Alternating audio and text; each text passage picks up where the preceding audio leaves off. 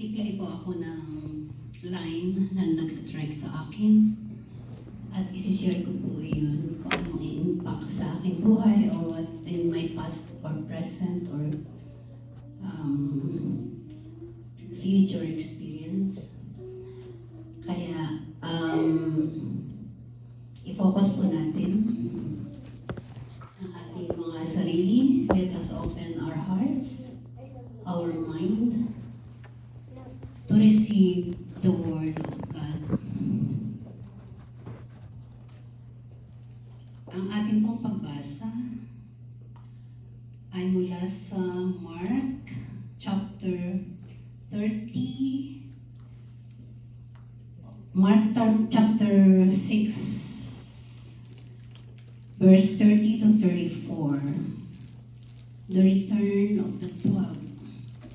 Masyadong maliit yung litra dito. The apostle gathered together with Jesus and reported all they had done and taught. He said to them, "Come away by yourselves to a deserted place and rest a while."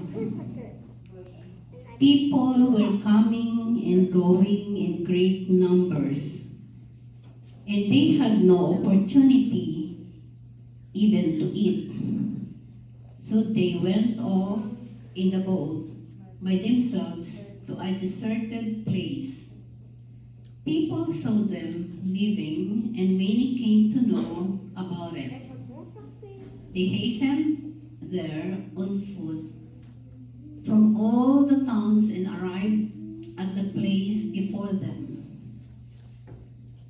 When he disembarked and saw the vast crowd, his heart was moved with pity for them, for they were like sheep without a shepherd, and he began to teach them many things.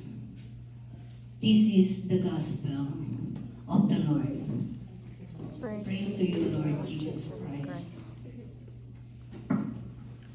Purihin po natin ang Panginoon.